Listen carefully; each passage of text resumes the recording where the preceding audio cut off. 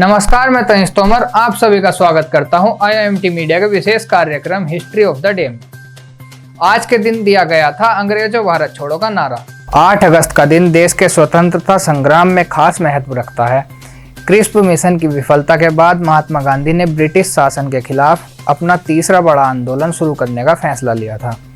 8 अगस्त 1942 को बम्बई में अखिल भारतीय कांग्रेस कमेटी के सत्र में अंग्रेजों भारत छोड़ो का नारा दिया गया था। हालांकि गांधी जी को गिरफ्तार कर लिया गया था, लेकिन देश भर में कार्यकर्ता हड़तालों आदि के जरिए आंदोलन चलाते रहे।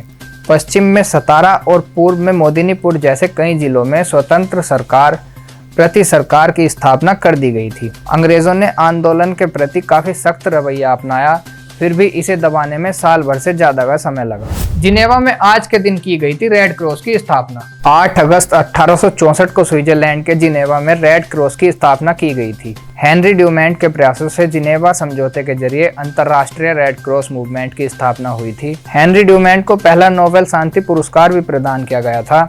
वर्तमान समय और परिस्थितियों में रेड क्रॉस की भूमिका केवल युद्ध के दौरान बीमार और घायल सैनिकों, युद्धबंदियों को सुरक्षित स्थान पर पहुंचाना और उचित उपचार की सुविधाएं उपलब्ध कराना ही नहीं रह गया है, बल्कि अब इसका दायित्व और बढ़ गया है। रेड क्रॉस आपदा के समय भरोसेमंद दोस्त की तरह मदद का हाथ बढ़ाती है। तेजस्विनी सावंत आज के दिन बनी थी विश्व निशानेबाजी प्रतियोगिता जीतने वाली प्रथम भारतीय महिला। तेजस्विनी सावंत ने 8 अगस्त 2010 को म्यूनिख में आयोजित विश्व निशानेबाजी प्रतियोगिता की 50 मीटर स्पर्धा में स्वर्ण पदक जीतकर इतिहास रच दिया था।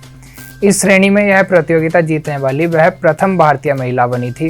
तेजस्विनी ने रूसी निशानेबाजी मरीना वोल्कोवा के 12 साल पुराने रिकॉर्ड की बराबरी की थी। इसके बाद उन्हें हथियार बनाने वाली प्रसिद्ध कंपनी वाल्दनर ने अनुबंधित कर लिया था। तेजस्विनी की मां सुनीता राज्य स्तर पर क्रिकेट और वॉलीबॉल की खिलाड़ी रही हैं।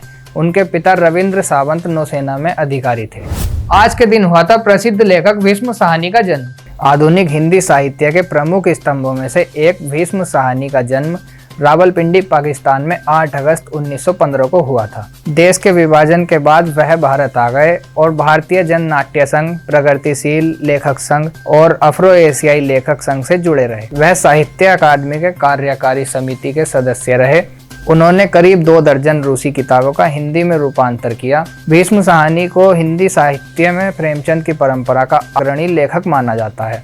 उन्हें साहित्य अकादमी पुरस्कार, शिरोमणि लेखक award, Lords award, Soviet Land Nehru award और पद्म भूषण से विभूषित किया गया। उनके उपन्यास तमस पर फिल्म का निर्माण भी किया गया था।